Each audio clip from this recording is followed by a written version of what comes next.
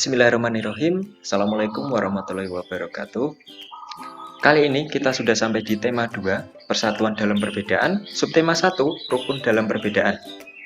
Untuk muatannya yaitu IPS, materi makna proklamasi kemerdekaan. Nah, ini merupakan foto pembacaan teks proklamasi oleh Presiden Insinyur Soekarno didampingi oleh Muhammad Hatta di kediaman Bung Karno di Jalan Pegangsaan Timur nomor 56 Jakarta. Nah, untuk kuisnya atau tugasnya, rangkumlah materi yang ada di video.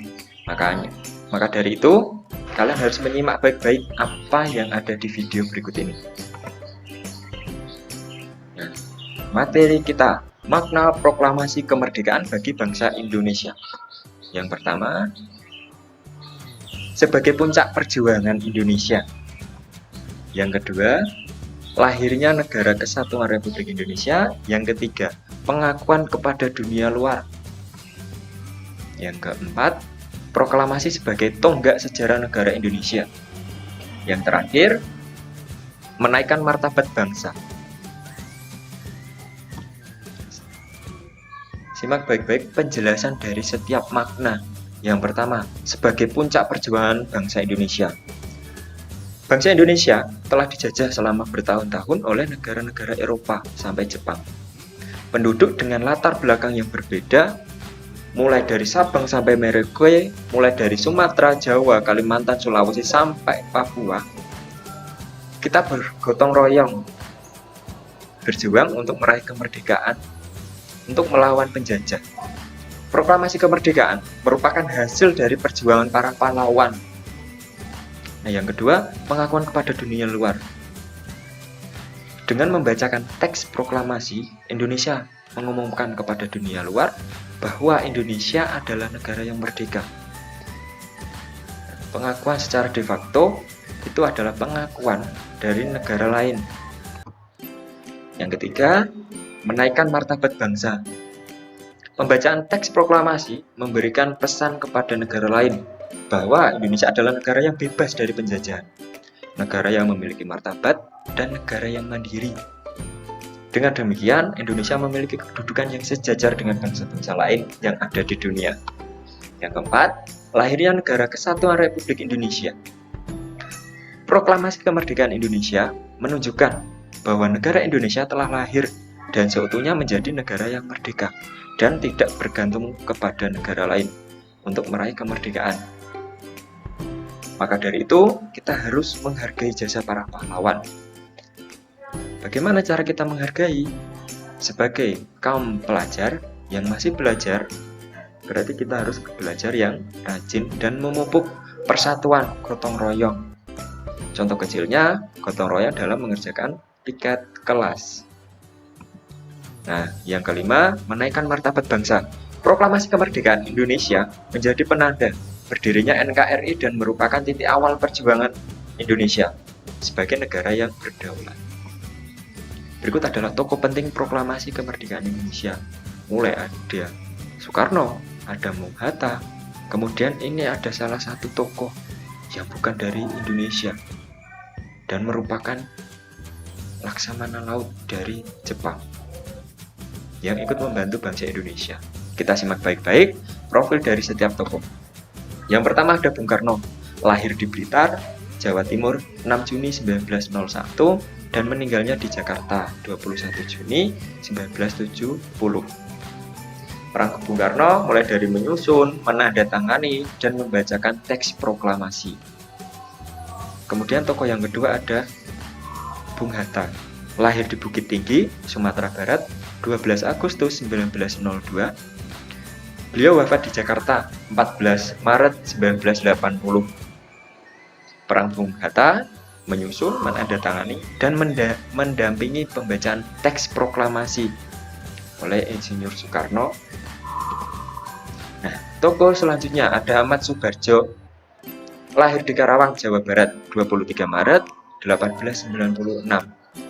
Wafatnya pada usia 82 tahun. Beliau adalah Menteri Luar Negeri yang pertama Beliau merupakan salah seorang tokoh dari golongan tua yang berperan dalam mempersiapkan proklamasi kemerdekaan Indonesia. Ahmad Subarjo juga ikut menyusun konsep teks proklamasi di rumah Laksamana Tadasi Maeda bersama Bung Karno dan Bung Hatta. Tokoh selanjutnya, ini adalah Laksamana Angkatan Laut Kekaisaran Jepang. Beliau juga berjasa. Beliau adalah Tadashi Maeda. Beliau membantu persiapan konsep teks proklamasi dengan mempersilahkan Bung Hatta, Bung Karno, dan Ahmad Subarjo untuk menyusun konsep teks proklamasi di rumah Tadashi Maeda. Kenapa beliau membantu bangsa Indonesia? Karena Laksamana Tadashi Maeda simpati terhadap rakyat Indonesia yang sudah beratus-ratus tahun dijajah oleh bangsa lain. Kemudian ada Sukarni, lahir di Blitar, Jawa Timur 14 Juli 1916. Beliau wafat pada usia 54 tahun. Nama lengkapnya adalah Sukarni Kartodiwiryo. Beliau merupakan tokoh pemuda dan pejuang yang gigih.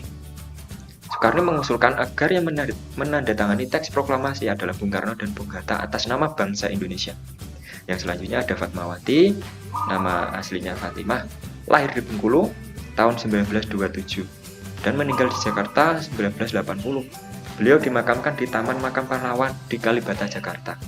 Fatmawati ini berperan sebagai yang menjahit bendera pusaka sang merah putih. Selanjutnya ada Sayuti Melik, lahir di Yogyakarta 22 November 1908. Beliau merupakan tokoh golongan muda yang berjasa mengetik naskah proklamasi setelah ia sempurnakan dari tulisan Bung Karno. Jadi ada naskah otentik, tulisan asli dari Bung Karno, dan ada yang naskah ketik yang diketik oleh Sayuti Melik.